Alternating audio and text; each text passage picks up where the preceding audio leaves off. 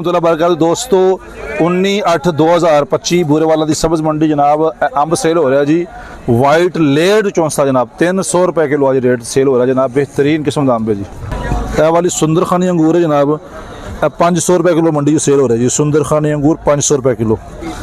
यह वाला गोला सेल हो रहा जनाब।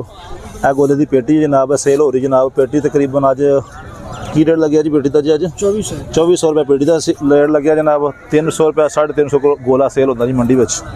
गोल अंगूर जिन्होंने आखते हैं। यह वाली पेटी जनाब 2400 रुपये की जनाब 12 किलो वजन है जी। 2400 रुपये की पेटी सेब की सेल हो रही जी। बेहतरीन सेब है जी। यह वाली अंब की पेटी जनाब अज 1400 रुपये की सेल हुई जी। बेहतरीन अंब है जी। तकरीबन 7 किलो वजन होता जी। तो वाइट लेड चौंसा जी। यह लाल बादशाह अंब जी तकरीबन 6-7 किलो वजन होता जी। 1000-1100 रुपये की सेल होती जी।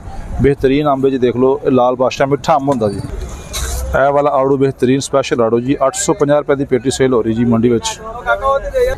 यह जी नाशपाती अज सेल हो रही है जी 800 रुपये की 850 रुपये का जी पेटी है। तकरीबन 5 किलो वजन होता जी। यह जी 900 का सेल हो रहा जी 900 रुपये का तकरीबन 5 किलो वजन होता जी। यह जनाब अनार है हैदराबादी नार जी 1300-1350 रुपये की पेटी सेल हो रही है। तकरीबन पेटी का वजन 10 तो 12 किलो वजन होता जी पेटी का। बरकत दोस्तों 19/8/2025 बूरेवाला दी सब्ज़ मंडी जनाब अंब सेल हो रहा जी। वाइट लेड चौंसा जनाब 300 रुपये किलो आज रेट सेल हो रहा जनाब। बेहतरीन किस्म का अंब है जी। यह वाली सुंदर खानी अंगूर है जनाब 500 रुपये किलो मंडी सेल हो रहा जी। सुंदर खानी अंगूर 500 रुपये किलो। यह वाला गोला सेल हो रहा जनाब।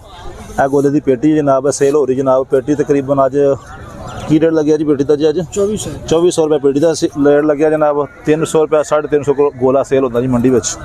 गोल अंगूर जिन्होंने आखते हैं। यह वाली पेटी जनाब 2400 रुपये की जनाब 12 किलो वजन है जी। 2400 रुपये की पेटी सेब की सेल हो रही जी। बेहतरीन सेब है जी। यह वाली अंब की पेटी जनाब अज 1400 रुपये की सेल हुई जी। बेहतरीन अंब है जी। तकरीबन 7 किलो वजन होता जी। तो वाइट लेड चौंसा जी। यह लाल बादशाह अंब जी तकरीबन 6-7 किलो वजन होता जी। 1000-1100 रुपये की सेल होती जी। बेहतरीन अंब जी देख लो। लाल बादशाह मिठा अंब होता जी। यह वाला आड़ू बेहतरीन स्पैशल आड़ू जी 850 रुपये की पेटी सेल हो रही जी मंडी में।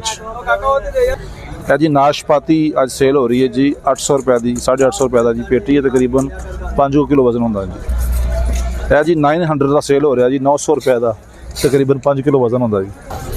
यह जनाब अनार है हैदराबादी नार जी 1300-1350 रुपये की पेटी सेल हो रही है। तकरीबन पेटी का वजन 10 तो 12 किलो वजन होता जी पेटी का।